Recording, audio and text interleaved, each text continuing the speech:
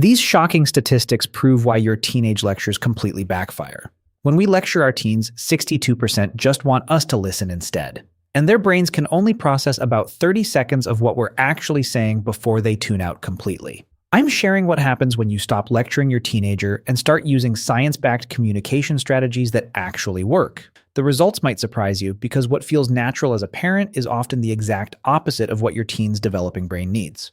Let's start with why lecturing fails so spectacularly. Dr. Melanie Greenberg explains that the human brain can only keep 4 chunks of information in short-term memory at once.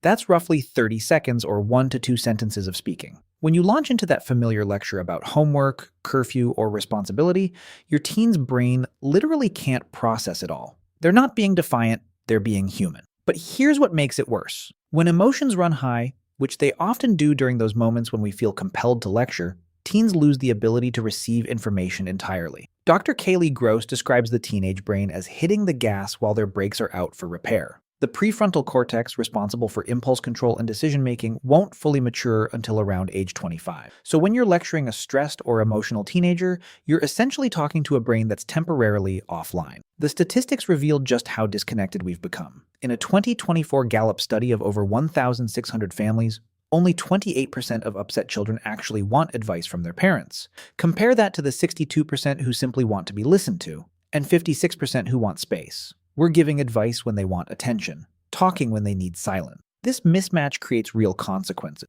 Only about half of parents report excellent relationships with their teens. Even more telling, one study found that 29% of middle adolescents around age 16 have relationships with their parents characterized by low support and high conflict. We're losing them right when they need us most. So what happens when you actually stop lecturing? The transformation begins with understanding what your teen experiences when you talk at them instead of with them. One teenager described her father's lectures by saying he might as well go in the bathroom, look in the mirror, and have a conversation with himself. Another teen said all she heard during parental lectures was wah wah wah, like the adults in Peanuts cartoons. They hear the condescension and fear in our tone, but not the words we're desperately trying to get across. When you stop lecturing, you create space for something revolutionary, actual communication. Recent research from the University of Reading studied over 1,000 teenagers watching staged conversations between parents and teens. When parents used engaged listening techniques like eye contact, nodding, and using keywords to acknowledge what they heard, teenagers said they felt better about themselves and would be more likely to open up about their feelings again in the future. This isn't just feel-good psychology, it's brain science. Children in a calm state can generally listen for no more than 2 to 3 minutes per year of age. A 14-year-old has roughly 42 minutes of total listening capacity, not per conversation, but per day. When you use that time wisely with short, focused interactions instead of hour-long lectures, everything changes. Dr. Ken Ginsberg, founding director of the Center for Parent and Teen Communication, recommends a half-dozen 10-minute conversations over 1 hour-long conversation. This approach keeps your teen's attention and makes them keep coming back to you. When you're not the parent who lectures, you become the parent they seek out.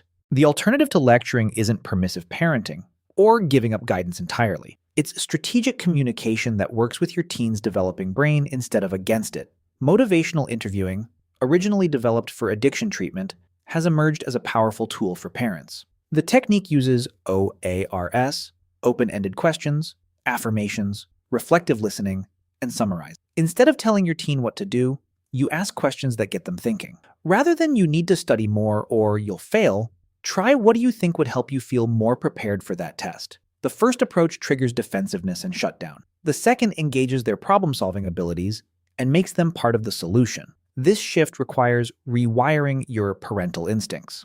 Before age 12, the teaching model works.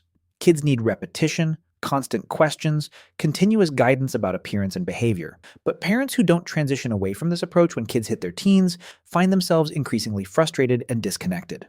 When you stop lecturing, you might initially feel like you're not doing enough as a parent. This is normal. We've been conditioned to believe that more words equal better parenting. But research consistently shows the opposite. Academic studies reveal that students in lecture-based classes are 1.5 times more likely to fail than those engaged in active learning methods. The same principle applies at home. The real transformation happens when your teen realizes you're not going to launch into lecture mode every time they bring you a problem. Dr. Netta Weinstein from the University of Reading found that quietly listening to teenagers while showing them they're valued and appreciated for their honesty has a powerful effect on their willingness to open up. When teens know they'll be heard rather than lectured, they start sharing the things that actually matter. This doesn't mean you abandon your values or stop providing guidance. Boundaries and structure remain important. Research shows moderate levels of parental strictness are associated with fewer behavioral problems, but you deliver that guidance differently. You ask questions that help them think through consequences rather than listing those consequences in a lecture. You reflect their feelings back to them before offering solutions. You validate their experience even when you don't agree with their choices. Some conflict is actually healthy during these years. As teens renegotiate boundaries and develop independence, disagreements are inevitable. The key is ensuring these conflicts contain warmth and respect, not just anger and frustration. Research shows that conflicts where families express irritation, but also affection and interest in each other's opinions, actually help teens transition into more equal adult relationships. The most profound change when you stop lecturing is that your teen starts to see you as an ally rather than an opponent. They begin to internalize your values not because you've repeated them 100 times, but because they've discovered those values through guided reflection and conversation. They develop critical thinking skills because you've asked them questions instead of providing all the answers. Recent 2024 research shows that 45% of teens feel they spend too much time on social media, up from just 27% in 2023. They're aware of problems in their lives and often know what needs to change. What they need isn't more information, it's someone who will listen as they work through their own solutions. The single greatest tool any parent has to push back against negative peer pressure and social media influence is their willingness to listen. When you stop lecturing and start listening, you become the trusted advisor your teen turns to when they're struggling. You become the voice they hear in their head when making difficult decisions, not because you've drilled it into them, but because you've helped them discover their own wisdom. This transformation doesn't happen overnight. It requires patience, practice, and the willingness to bite your tongue when every parental instinct screams at you to explain, correct, and guide. But when you make this shift, you discover something remarkable. Your teenager had important things to say all along. You just needed to stop talking long enough to hear them.